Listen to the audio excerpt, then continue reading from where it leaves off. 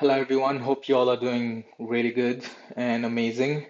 All right, so I realize it's been a while, and that is because I was wrecked in Solana's DeFi. Basically, one of the protocols was exploited in Solana's DeFi, and there was a loss of funds. And the name of the protocol was CashioApp. And as you can see over here, if you go to the website rec.news, you will see this. This is the second largest exploit in Solana ecosystem. Approximately like 50 million funds were like cashed out and moved over to Ethereum from Solana. And also on top of that, there was approximately around like 20 to 25 million or 27 million, which was arbed by the bots, because when the price of the asset falls, these bots, they go ahead and they can make a riskless profit. Okay, so basically in total, like around, I would say like 77 million, but right now, like, all these funds that was exploited from the smart contract from Cashio's smart contract is moved over to Ethereum. So basically what happened was like this DeFi protocol in Solana was exploited, which is Cashio, and basically anyone who had LPs, meaning who were liquidity providers in those pools which were related to cash tokens. Like for example, you can have USDC and cash and Frax and cash or UST and cash and so on and so forth. So all these pools were affected, and also the token holders of cash token itself, which is a decentralized stablecoin, which is currently 99% lost its value. So all these people were affected, and I was one of them as well. So that's why, like, I have been busy involved with all of this investigation and also coordinating with the team. So the exploit, as you can see, it was on March 23rd, but you can have all this information in the blockchain itself. You can take a look. I'll put all the links in the description of the video so you can just have a look on the information which is available to the public right now. And yeah, like I won't get into a lot of details, but in general, like there's investigation going on with like law and enforcement authorities and so on and so forth. So yeah, so basically that's what happened, and that's why I wasn't in the right mind to actually go ahead and publish a video and so on and so forth. But anyways, so coming to the address where the funds are currently, okay, so basically those funds from Solana, it was moved over or it was bridged over to Ethereum, and as you can see over here, if you go to Etherscan, just search for like in the search bar, just search for like Cashio and you will find the address. Okay, so once you go to this address, you will see it's tagged as CashioApp exploiter, and also tagged as like it was involved in exploit and heist, okay, which is a robbery.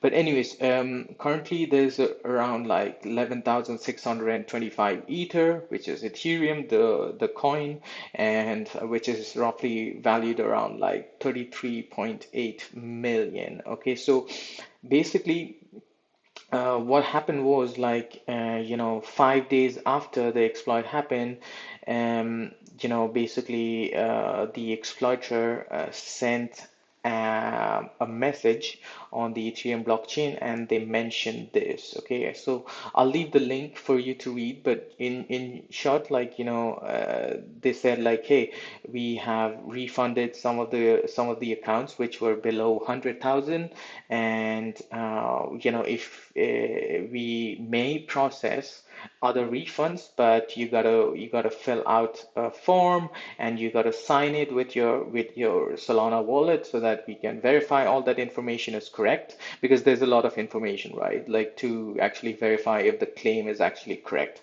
So they mentioned these six items which needs to be filled out within the form and submitted to the exploiter so that they can go ahead and process this.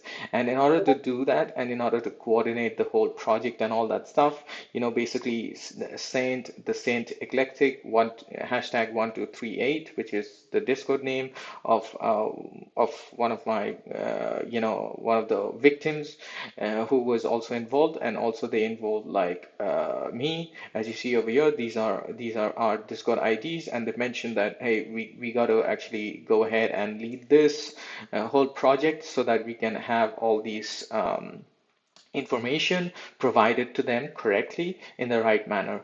All right, so this was the information, and since then we have been like Sent and I have been like working every day and night, and it's been a lot of learning, I would say, for everyone in the community, and especially us. Like, I mean, yeah, it's not been really fun. Nevertheless, it's an experience, and yeah, and and yeah, like I mean, I did some analysis on the refund that was made recently, last week.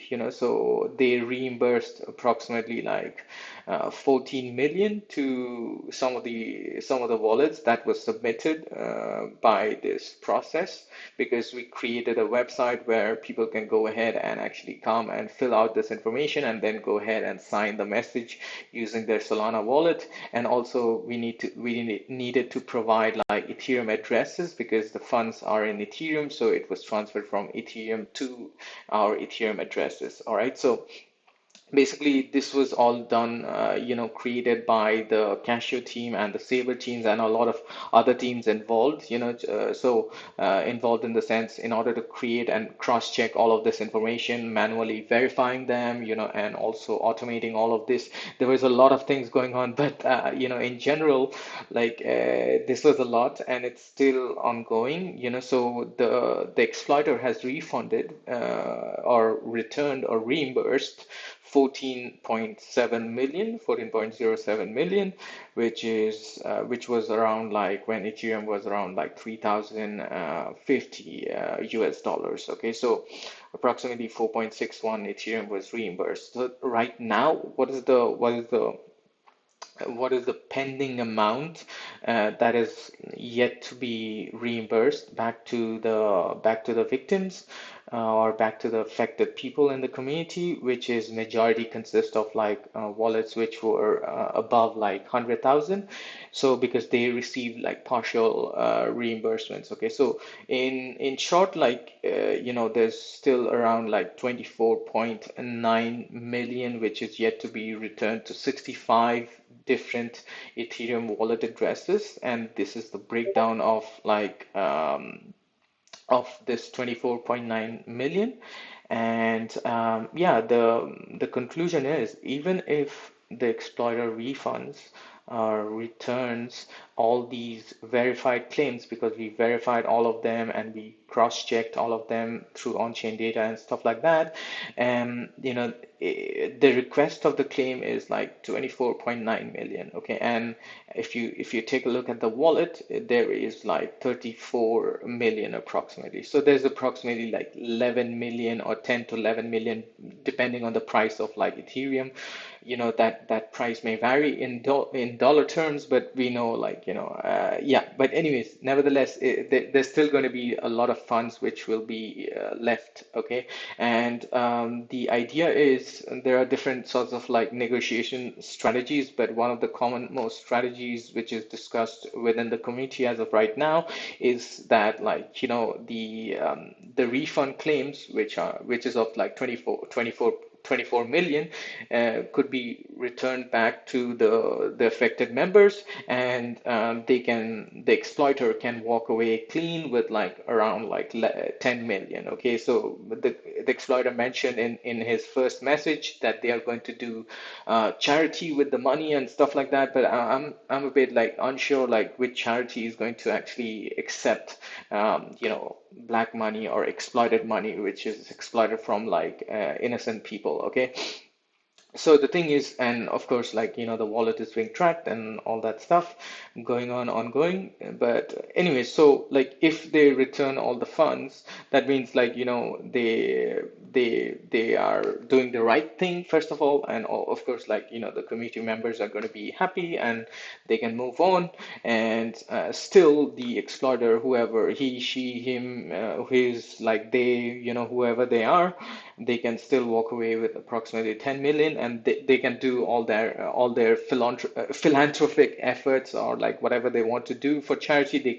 They have enough of funds to do that as well. There won't be any criminal charges against them, and they can just walk clean, and all these tags would be removed so that they can go ahead and cash out and move on with their life as well. Otherwise, it's like you're just making you're making innocent people suffer. And I mean, his ideology was to the ideology of the exploiter was to like do charity. I'm sure like they can have like clean conscience, and they can move ahead and do something better, with their life. But they were really kind enough to actually return 14.07 million, as I showed you previously, and I hope they follow up on this pending amount, which was also sent in another message we sent to the exploiter. But yeah, so that's been ongoing. That's the latest what's ongoing in that. And I mean, if you want to take a look at some of the other stats of like, the total losses and how many, what are all the other stats and claims, you can just go to anchor.so/Cashio, and you can see like a summary of all these statistics. And yeah, I've also mentioned this is the form where we actually had to fill out all this information and process it. So that's already being done. All right. So I mean, given all these things, uh, like I mentioned, like it's been a lot to learn and digest, and still processing all this stuff, right? So I guess like I just wonder where is DeFi going?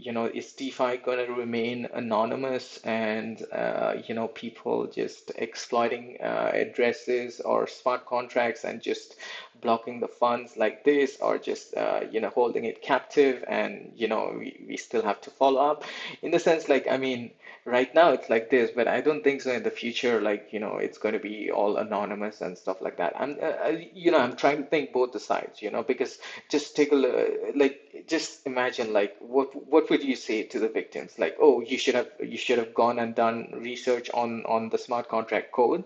I mean, come on, it's like 2022, okay? Like, I've been here in crypto like since 5 years, okay? Like a bit more than 5 years. So, I mean, how many of you actually go ahead and take a look at the code? If you take a look, just drop me a comment. Yes, I would just, understand, like, hey, there are people still taking a look at the code if you're non-technical people. But still, I mean, just think of it this way. Like, I mean, let's say you use different applications like Facebook or Instagram or whatever social media, Twitter, or all these applications that you use, your bank app, that you use, or your fintech app that you use, day to day. Do you go ahead and, like, do you do some research on how their code is working, how their app is working, and all that technical detail? You don't. You just use it, and then you just walk, you just click buttons, you go to their website, you download the app, you use it, and that's it. You move on with your life. People don't have the time to actually, take a look at all that code because they're not supposed to. Why should you? So my understanding is, like, this is where, all these um, regulations, which could add a lot of value, in the sense of, like, if so, let's say, like, all these addresses, if there was a name behind it or a person behind it, this hack or like these sort of exploits wouldn't happen. And not just this, I mean, take a look at all these other protocols which were exploited, and so on and so forth. I mean, recently we have seen like Ronin, the bridge being exploited for like 600 something million. So there's a lot going on, like 624 million. So if these were all like KYC need all these wallets. I don't think so it would have ever happened. And I think like eventually we are going to go there, in the sense like, let's say if you want to interact with like a DApp or a consumer app, right now you can just connect your MetaMask or Phantom or whatever you have and you can use it. But in the future, I don't see this. I think there'll be a layer of like KYC in between that, and you need to go ahead and submit your documentation in order to go ahead and use the services. Because as you know, all these decentralized services, what they call, it's not so decentralized, not just this. I mean, I'm sure like most of you are already aware, all the hosting and everything, all they keep a track record of everything. And as you have seen recently, MetaMask and all these services like OpenSea and other various exchanges, they are blocking out all the IP addresses from Russia because of the Russia-Ukraine situation, and trying to ban them from using the services. So these are all not like decentralized services. These are just centralized services. And I think we are moving into that direction where we will have a lot of regulations imposed upon this industry because it's not fair. Like, 21 days, we are like, people, we are trying to figure out and investigate all of this, and it's just it's not productive, I would say. It's not productive, so I don't think anyone should do this, but yeah, for me it was like it was much bigger than that because like there was a lot of details, which I will probably discuss in a separate video, and there's a lot of different theories around what happened and so on and so forth, but it was not easy, okay? So, but anyways, that's why you got to be like cautious about using all these protocols and how you use it, where you like how much funds you allocate and so on and so forth. So yeah, as always, just you know stay focused and do some due diligence on this. But anyways, in the future, I don't think so you'll need to do that because it's all going to be like KYC, which also now brings me to this interesting article which Andre just published a few hours ago on his Medium channel. Okay, so here, like it throws a lot of light into like what's been happening across DeFi, not just Solana DeFi, not just Ethereum DeFi, all across DeFi. As you know, like I mean, if you have been around and if you have been a user in DeFi or crypto, you know who Andre is. There's no introduction needed for this for this person. But anyways, TLDR, he's one of the most prolific like DeFi devs out there, and he has different ideologies. He's a very deep thinker, and he's also a builder. If you know Yearn Finance, Wi-Fi, the project, and also his contributions to like Phantom and all the other projects around like Keeper and so on and so forth. So he's done a lot for DeFi, and he's quit a lot of times, like not a lot of times. I mean, in the past, like I think in 2020 or something like that, he said like I quit. He rage quit DeFi because people are being greedy about it, and there's no meaning to building different dApps and different products and services. So, and recently too, like if you just Google his name, um, he just mentioned the same thing, Andre. Yeah, so if you just Google his name, you'll see like recently he just yeah, he quit DeFi again, which was around like March time, So, but anyways, like he just published this Medium article, and let me know if you know Andre, and what do you think about him and his contributions and so on and so forth. Leave a comment. I would love to know, your thoughts as well. But anyways, we'll run down through this 2 minutes article, and this sheds a lot of light on all these stuff, what's been going on, because he mentions like the title of the article is Rise and Fall of Crypto Culture, so crypto is dead, long live crypto. I wish I was older. I wish I was old enough to see the birth of monetary policy. I wish I could have seen the mistakes they had made, because I believe we are repeating them. Okay, so he's referring to, like, the traditional finance system and the system or the technology that we use, like, what we call like a Web 2 and all these TradFi, the traditional finance whole sector. Like he's mentioning, I wish I could have seen the mistakes that they made, because I believe we are making the same mistakes, or we are repeating the same thing. That means Web 3 is repeating the same mistakes as like what Web 2 and all these other financial industries did previously. And he goes on to say, like, that we right now as Web3 industry, we are just trying to do what, like, they can do this better, sort of like a statement, like, okay, oh, so this was Facebook, okay, we can make Facebook decentralized, and some like that. But it's not about that, it's not making a service which already exists into a decentralized manner. It's Web3 is much more, and of course, like, despite all of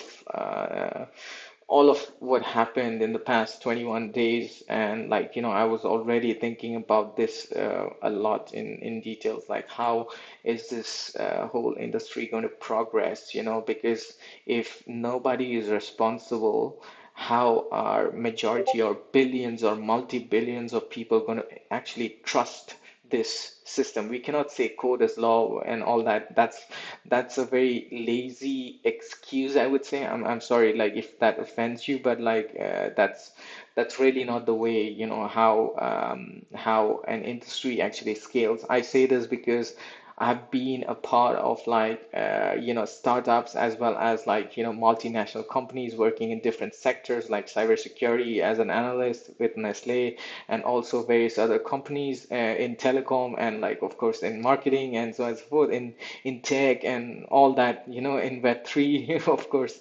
But this is not how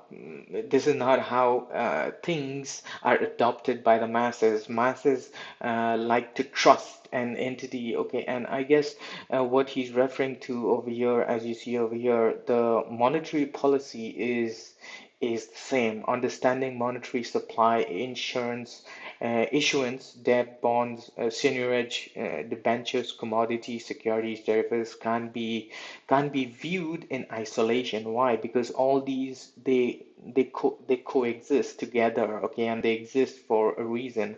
But crypto is the new generation, and crypto is the new generation, and this is the generation where we are saying we can do it better. Of course, we can do it better, but the question is, like, how? Because there's just like 19,000 devs who are full-time working in Web3 or crypto. And there is approximately like 29 million developers or devs who are like developers, like professional developers, and working on different projects and so on and so forth across. So there's a lot, like, it's really early in this industry, and it's not yet shaped the way it should be, okay? But the crypto culture, as he says over here, has strangled the ethos of crypto, okay? Because the ethos of crypto is totally different. Like, I mean, different in the sense, like, what do we want to do with crypto and Web3 and all this stuff? You want to democratize XYZ, be it information, be it finance, be it whatever, the basic fundamental rights of different people across the world, or getting access to different things. That is what we want to democratize. And I mean, if people or projects or founders or whoever, XYZ, all these exploiters are greedy and they want to actually harm this industry, or maybe um, just want to gain more traction in not the right way, we are doing the same mistakes what we have done in prior times. So that's why he mentions, like, it's not really going in the right way. And as he mentions over here, a professor once told me, contracts are there for the bad times, not the good times, you know. So contracts, why do you have a contract? Because it's a legal document to, you know, if there's a conflict of interest, or like, you know, if there's a conflict, it acts as a resolution for both the parties to agree onto something. All right. So that's what he mentioned. Contracts are there for bad times, not the good times. Regulation, legislation is the same, you know, because they are there for the bad times when you most need it, not the good times when it's all honeymoon and champagne. You know, right now, like for example, like this Cashio was exploited, and there was nobody willing, like I mean, no prominent people willing to take the responsibility in order to compensate for that loss, you know, or like you know, whoever it is, like let's say all these VC. I'm not pointing fingers into any one of them. I know it's our fault, and of course we have been suffering, you know, for 21 days. But still, I guess like the question is like, does anyone actually need to go through those processes and do that investigation on their own with with no help from outside, or no help or responsibilities from the team? I guess like um, that is the immaturity of this industry, I would say. I know it's like, you know, I'm going a bit and you know, into the naive direction, but I guess you get my point, right? Like, I mean, I'm trying to think of both sides. You know, the solution is like, you know, you just have like KYC and you run it. Yeah, so that's why he mentions, you know, I now more than ever see the need or necessity for regulation, you know, like, and it's coming from Andre, you know, I can't believe that, like he's saying this, you know, I really can't believe this. But this is the same, this is along the same lines what I've been thinking as well, not just like due to this hack, but prior to this as well, because we see all these hacks, you know, and we see all these exploits and all of this stuff. Like, is this how it should continue? Like, is this how a new industry should continue? But maybe this it's still young, that's why, you know. But and that's why, like, you know, that's why I see the necessity for regulations, you know, because that's when, you know, the regulation and legislation is the same during times which it's most needed, you know, the bad times. But anyways, so it's like, yeah, I now more than ever see the need or even necessity for regulation, not as a mechanism to prevent, but as a mechanism to protect. Okay, and I mean, rightfully so, because I mean, uh, like yeah, it's to protect, it's not to prevent, because you can't prevent different sorts of exploits and different sorts of like mal behavior within the ecosystem. You need different regulation and sensible regulation, reasonable regulation, which needs to be put in place so that like you know, things like all these exploits and all these they are mitigated to an extent, or to a larger extent. Because if you have KYC now, like, you know, the exploiters or whoever, or the hackers, they won't be even motivated to go ahead and exploit. But why? Because they'll be doxxed, you know. So you know who is that. Okay, so right now he also mentions within the article, it's like a child trying to stick their finger into an electric outlet. You stop them before they can learn why they shouldn't. One day they will understand, but not today, you know. I mean, it's correct, because like, I mean, you know, the regulators think all these this industry is like, they're still a scam, you know. Majority of the regulators around the world think like that, you know. So but it's not totally, everything is not scam, you know. Like, I mean, there's a lot of value being added to the world. But I think like we just the regulators and the community leaders or the founders or the businesses need to actually have that conversation, and they are having that conversation to have that reasonable sort of regulation where they can balance the both the values of both sides. The regulations are there to actually help this industry grow, and also these innovative products and services can also add a lot of value to the world itself. So but anyways, he's a bit bearish. As he says over here, crypto is dead, long live crypto, because according to his ethos and his values, it's not going in the right direction, and that's why he quit recently DeFi. He deactivated his Twitter profile and stuff like that, and he's just this is his post after like a while.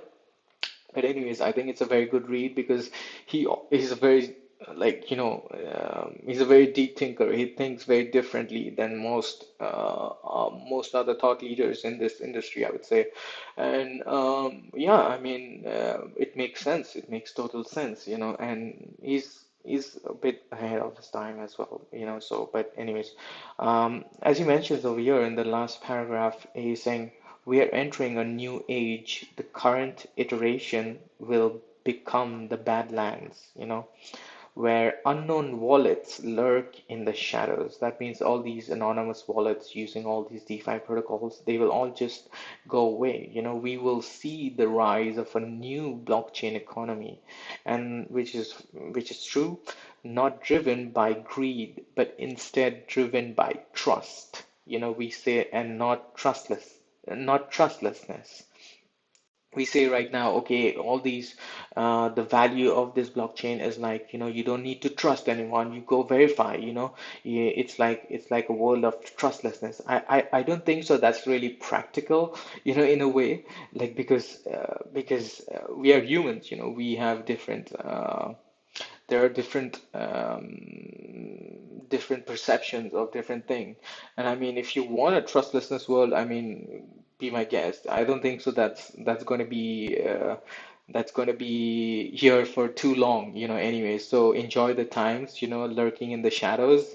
And like if you're anonymous, trust me, like, I've been like cybersecurity analyst, and I've been always interested in cybersecurity for a very long time. I know I used to be an anon on the internet, and like, oh, I'm hiding behind this thing and I can say whatever I want. But actually, to be honest, like, I mean, there's no privacy, like you think you're private, but it's not. So I mean, that's why a long time back, like I just like gave up. I like not gave up. Like I mean, I'm like, there's no point in being anonymous. You might as well just dox yourself and just be who you are. So that's why I'm really not scared of anything like that. Okay, so so yeah. For me, it really doesn't matter because I'm not like I'm just a person who's trying to live my life. And I mean, I don't have anything to hide. I'm not a criminal. I'm not trying to offend anyone. I'm just trying to use whatever products and services which can add value to my life and to my family's life. Okay, and I think all these anonymous games, all these hide and seek, like anonymous developers or anonymous teams and all this, I don't think this is going to work for like, I don't think so it's going to last. So this is the last phase, and after that is, I don't see all this going or being entertained for a long time. So that's why he's saying it's going to be instead driven by trust. Because you need to have trust. You need to have trust because like you need to have some insurance or like something like that. Which can actually backstop any of these exploits or like different things. Different criterias when there's a conflict of interest and stuff like that. You need trust. DAOs, like people talk about, oh, we're going to do with DAOs, man. DAOs are like so disorganized right now, but yeah, I mean, it's just like the beginning of DAOs. I'm sure like there's a lot of application to DAOs, and there will be. but it's not going to be the way how people think, or decentralized, and all that crap is not going to work. It's going to be much more, of course, there's going to be different people who will be leaders within the DAO, and they will, take that trusted approach. Of course, it's going to be much more open to different decisions and different suggestions or recommendations from the community and from the DAO community itself. But I don't think so. It's going to be like, oh, anyone can take any decision and just vote and do and all that stuff, because that's a very, it's not an organized way. Let's say if you're a part of DAO, you know what I mean. Okay, so yeah, there's a lot of benefits, and there's a lot of great DAOs across, you have Genesis Go, you have other DAOs within the Ethereum ecosystem. They're doing amazing because the people involved, and majority of the people or the community involved within the DAO, they actually have the vision, what their community is all about, and they're much more organized, and as you have seen, like, all these Sushi Swap, for example, all they had a lot of conflict of interest within their internal core team, and so on and so forth, and also the community. So all these can happen, will happen. So like there needs to be, it needs to be much more organized, and we are not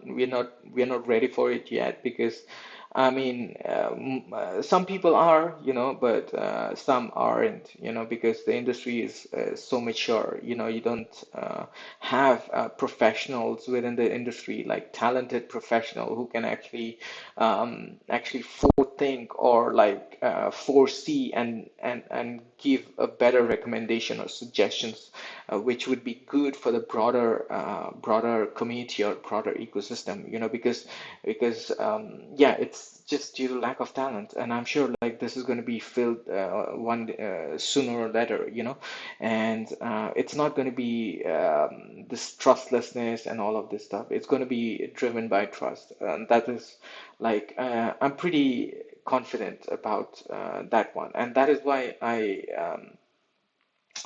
I truly believe this technology is going to revolutionize the world, and it is here to stay, and it is going to empower each and every human being in this planet. But it's going to be in a different way than like hardcore crypto native people think or imagine. Because if there there needs to be adoption, it's not going to be this way, where, like, contracts, or programs or services or apps or dApps being exploited, and then you run around saying like who's responsible, and it's like all the devs are anonymous, and like, you don't know who you're dealing with. And man, what are we, like 5 years old or something? Are we playing some hide and seek game or something like that? But I'm not trying to think from this way as well. You think for yourself. Like, I mean, if you had a bank application, do you actually do research on, like, where the API is being connected, what type of like programming languages are they using, or like what like maybe a person is not even technical enough, to even read the code and find out what the output is. So there's a lot of things to consider, and it's not going to be done this way. There needs to be a level of trust, and there needs to be reasonable regulations. But anyways, this is my thoughts for now, and also I've shared like what Andre just thinks. I'll leave the links, in the comments for you to check out. But nevertheless, so there are both sides to the coin, but like, I mean, look at all the big companies in this industry, like, which are emerging, which are in hyper growth phase, like all these exchanges, they're centralized, these are the future banks, so on and so forth. So I don't know why we call DeFi decentralized finance, because it's not decentralized finance. The word decentralized is just it's a placeholder, I would say. So But yeah, I mean, of course, like it doesn't mean I'm not going to use DeFi platforms or DeFi apps, but the way I approach it would be different. There would be different criteria in place. For example, like we need to know whether the protocol has been a bit more audited, who's building the product, who's the team behind it, who's responsible for it, are there enough funding to backstop any losses? Is there any insurance scheme or a treasury which can backstop any losses for the community? And there are there are different other factors that you can take, like you can buy some insurance and so on and so forth, but not all protocols has those insurance. But so because it's still new, the industry, so there's a lot of things to consider. But of course, like for the moment, like you mentioned over here, so yeah, like you mentioned over here, the current iteration will become the Badlands, where unknown wallets lurk in the shadows. That is exactly what it's going to be, and it's happening right now. So if you're deep into DeFi and all that stuff, you know this pretty well, and we have entered that stage, and we will continue to progress in that stage, but we will come out of that stage in a much more thriving industry, so yeah, consider all the factors, and as always, just be focused and be vigilant of everything that's going on around you. Speak to the teams, find out who they are, and yeah, I wish you good luck over there. Right, so that's my rant for the day, and yeah, I'll see you when I see you guys. Take care. Bye now.